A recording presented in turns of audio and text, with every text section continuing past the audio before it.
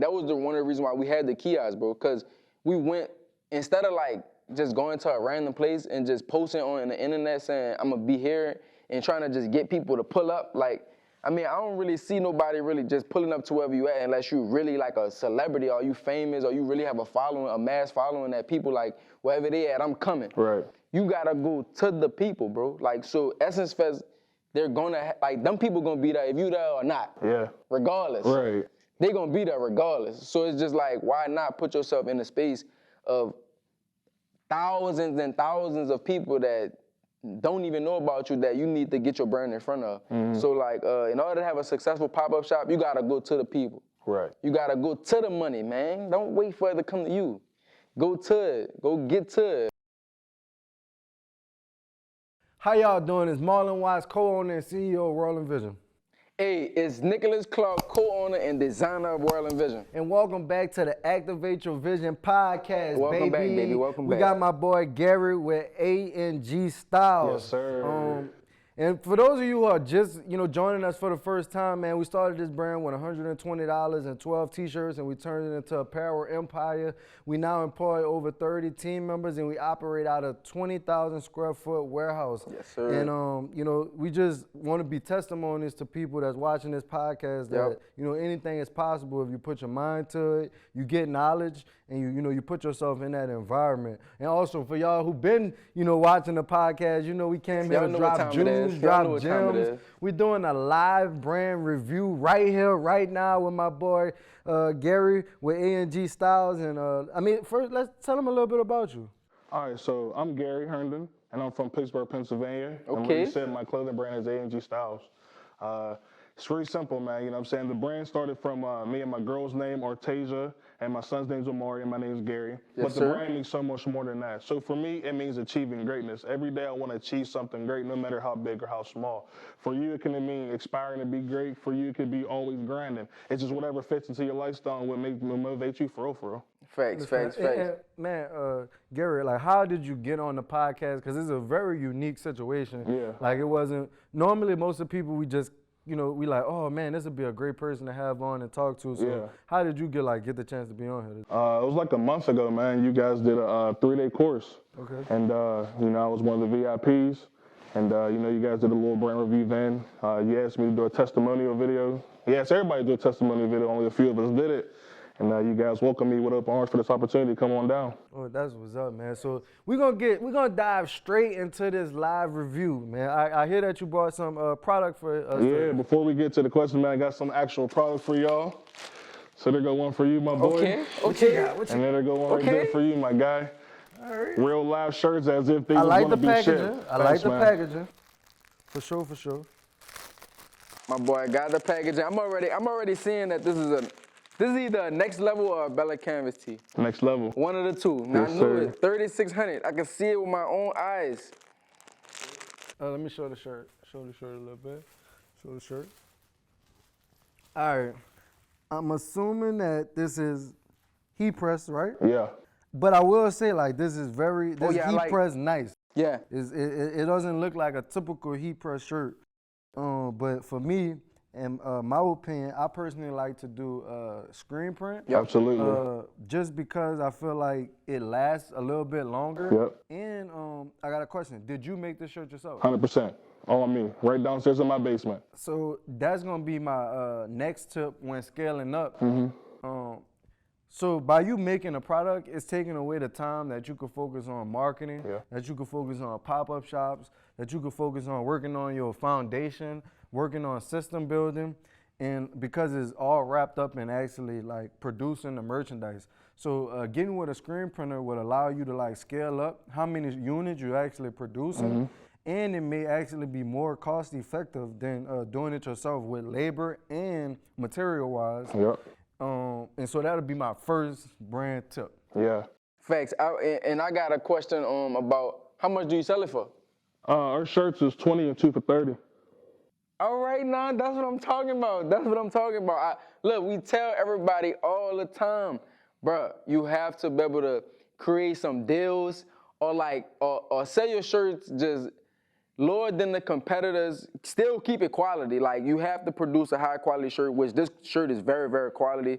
I like that you got the inside print. Make sure that y'all doing this, bro. You don't want to be putting. Why should they have inside print? Look, I just was talking about this yesterday with my boy K.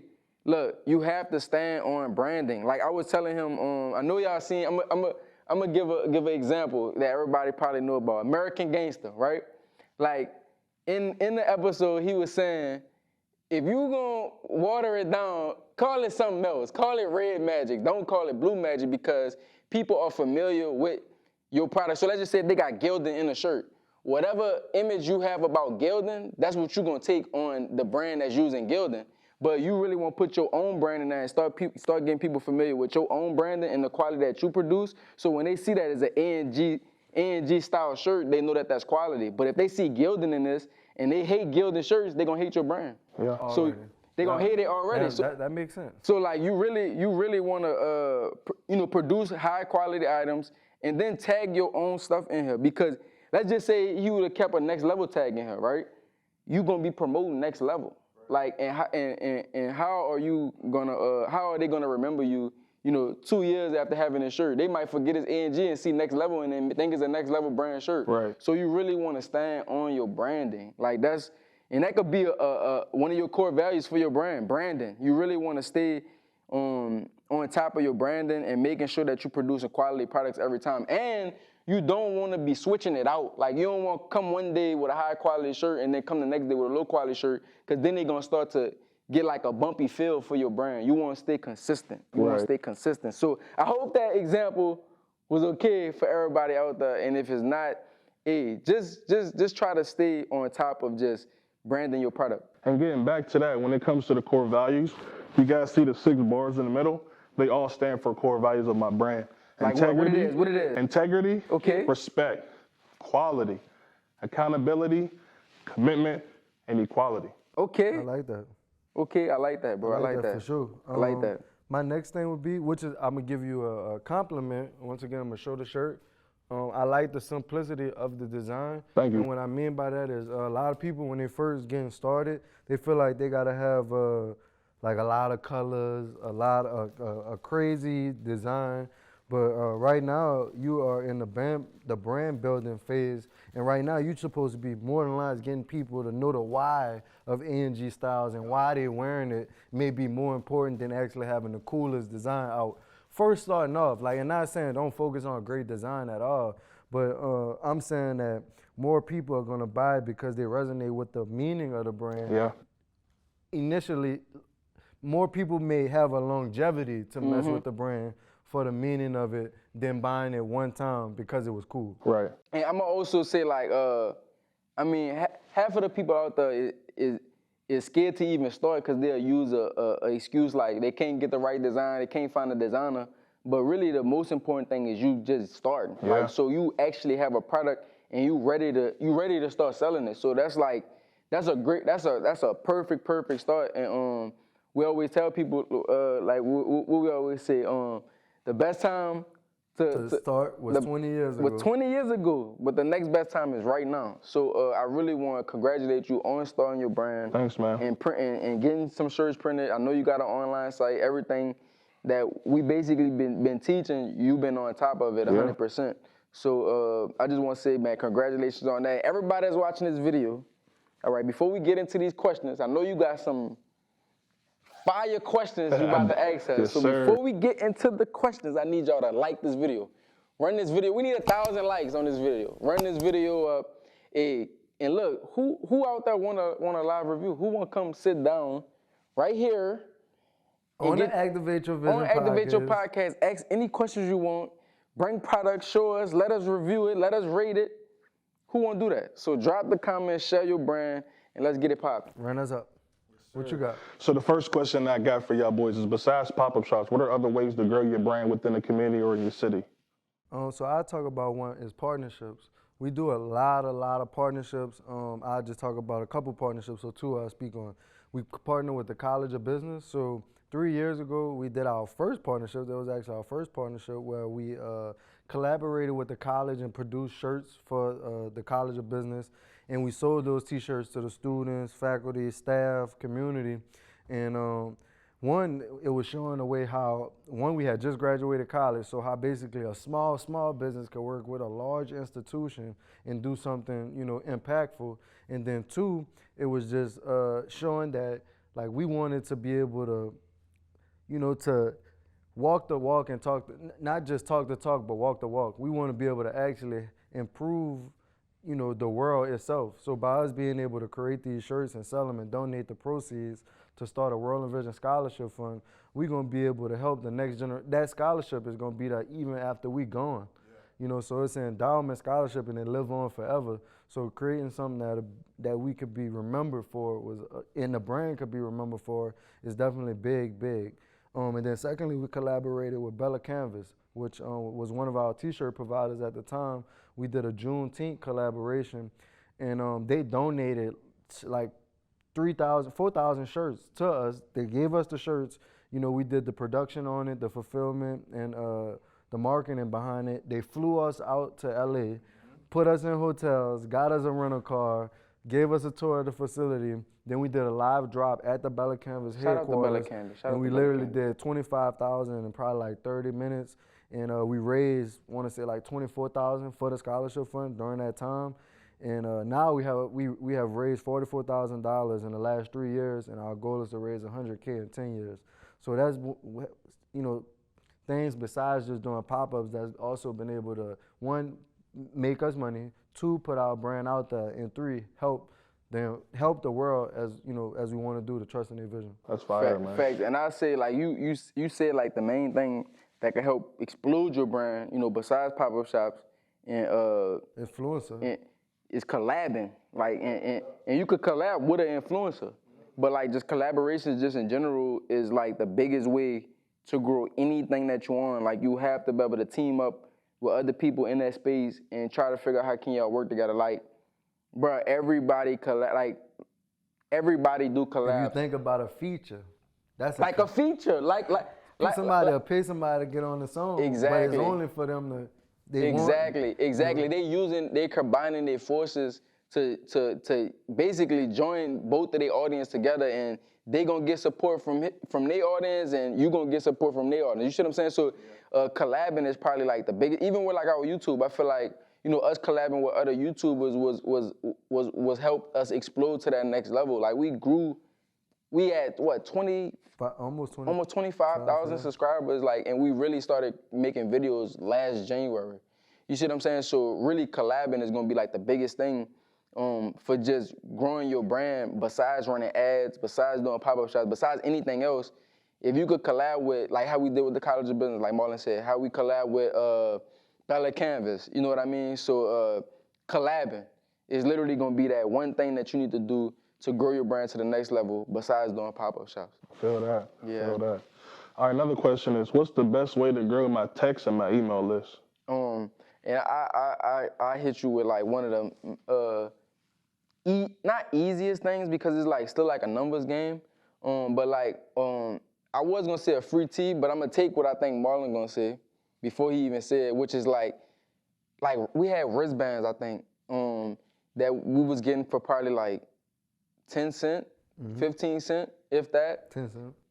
And what we was doing free wristbands. I'm honestly thinking about, now that I'm saying this, I think we still got a lot of wristbands out there. We never actually did 20,000 wristbands, and we still got them. So I'm actually gonna probably run this up myself after this video.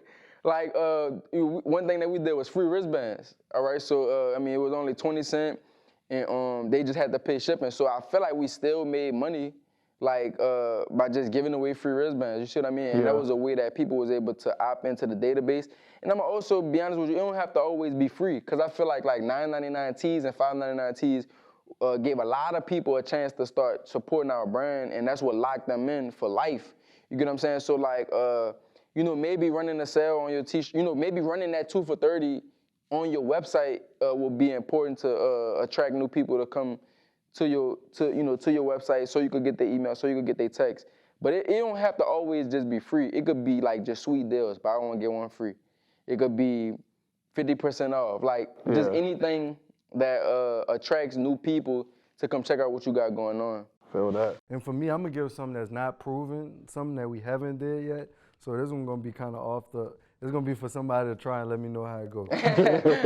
I might try it. So go get QR code stickers and get it to go directly to the sign up of the text or email. I like so that. So like just slap them everywhere. Yeah. Make them cool colors. I would say even copy the commercial of the Coinbase and run it like, and just get people to like just try to get hit it and maybe have some enough fun when they get there. But like I'm thinking something with a QR code type deal. Yeah, nah, that's smart. That's smart. And I actually seen some. Now that you say that, like you say, copy the Coinbase commercial. That's very, very smart. Cause everybody like really went crazy for that, and it was like a big thing at that time.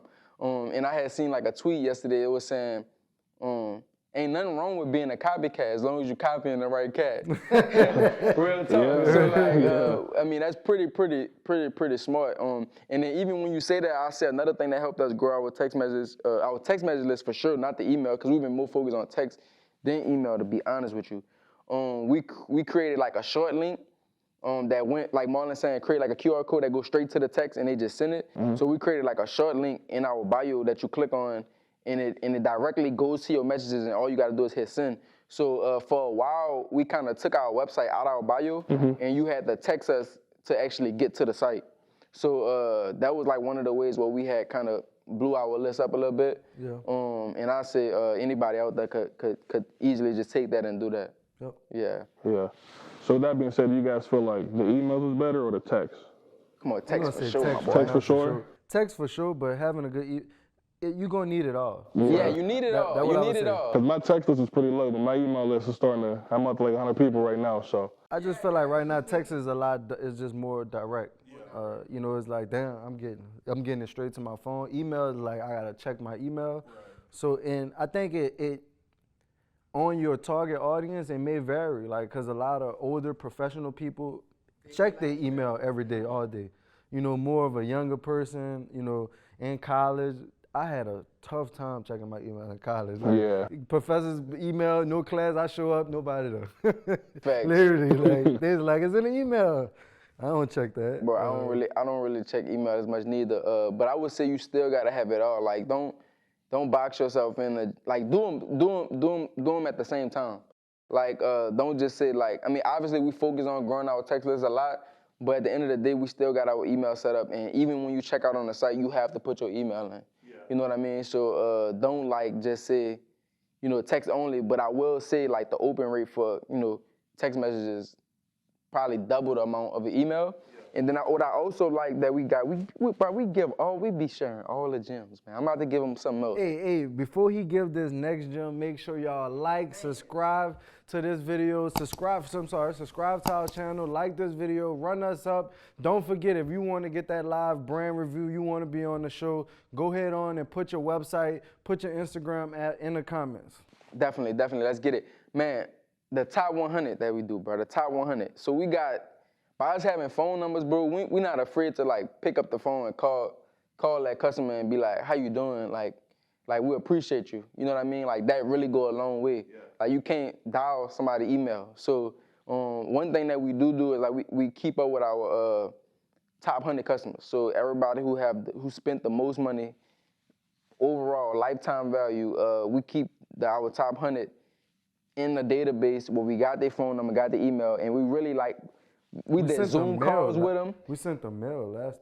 We sent them a thank you letter. A thank you letter, bro. And then for some of them, like we actually like called, like you know what I mean, and just said. I feel like one time we had called everybody and told them we appreciate them and asked them what would they like to see next, and like that we created like a spreadsheet and we had like all of the opinions or suggestions on what we should do next with the brand, and that helped us out a lot.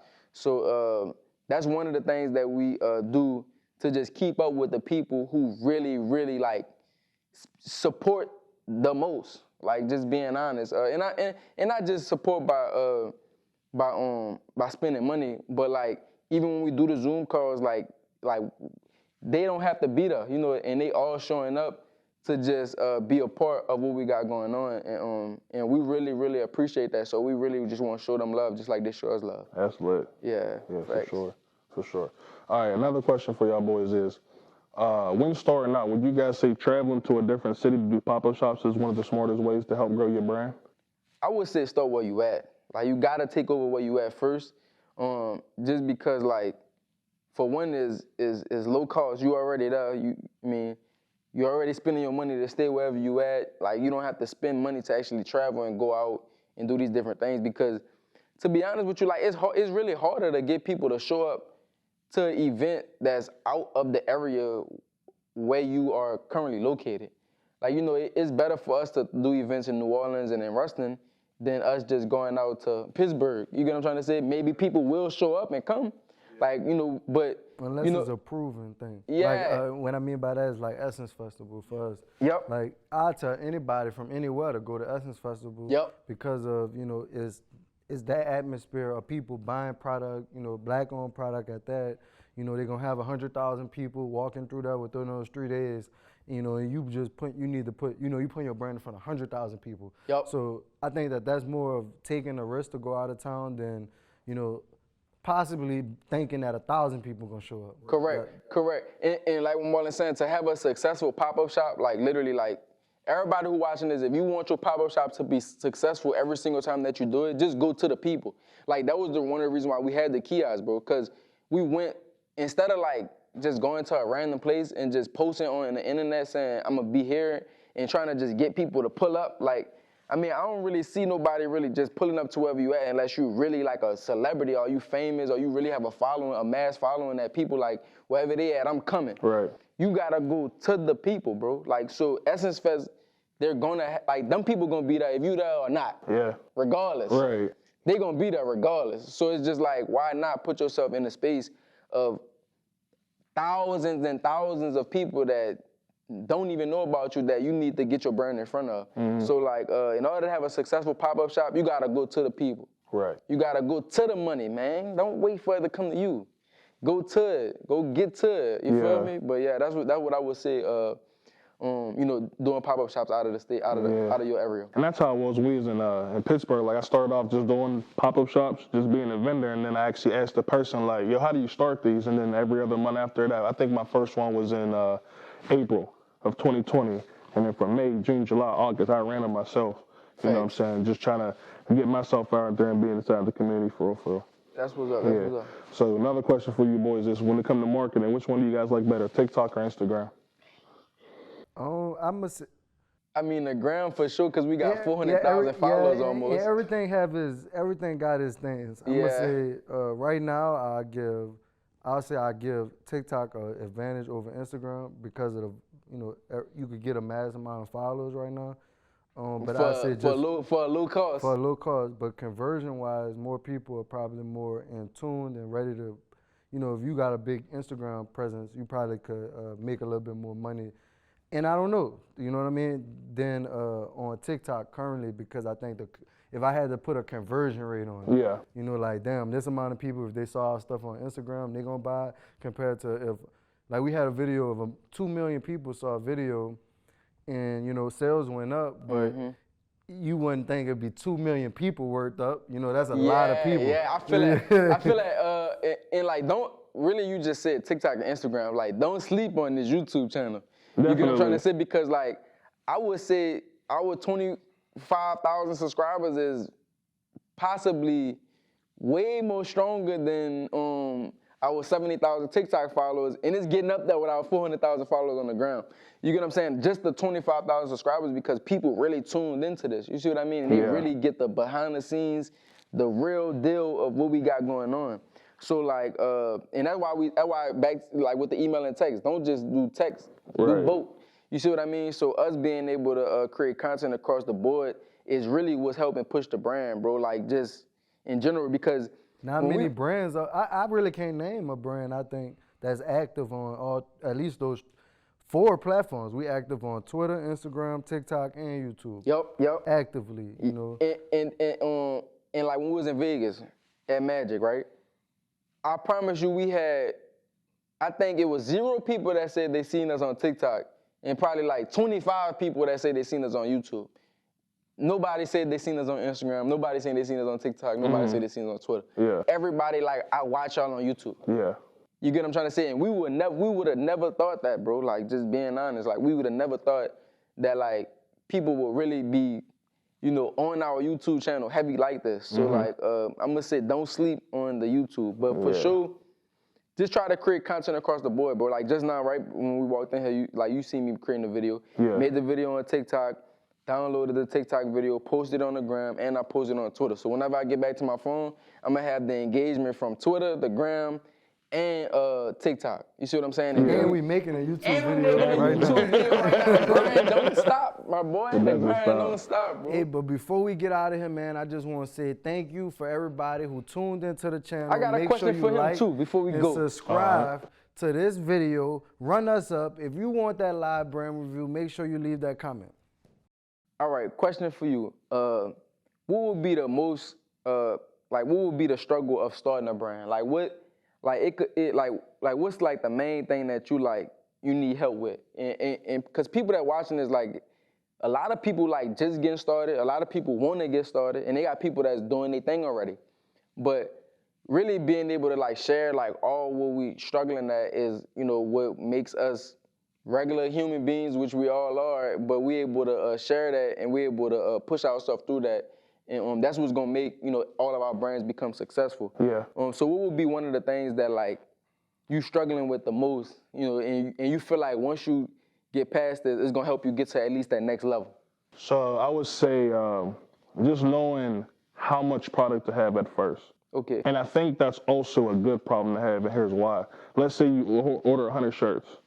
And you sold 50 shirts in that first couple of days. Now you're sitting on 50 shirts. That's just money just sitting there. So instead of you thinking, just sitting on this money, now it should give you a motivation where it's like, all right, what do I need to do to go sell these other 50 shirts? And I can reinvest and go get more shirts. So I think for me, I think that was just the biggest thing, you know, starting off was just trying to figure out that number of how much stuff to order up front. Yeah, and I'm gonna say you're gonna always, I like when Mark, we used to say problems, but Mark say issues now, which I like a lot. Like you always gonna have issues too, bro, because once you like figure that one thing out, it's gonna be something else. And I like what you said, it was a good problem to have, because it could be bad problems and it could be good problems.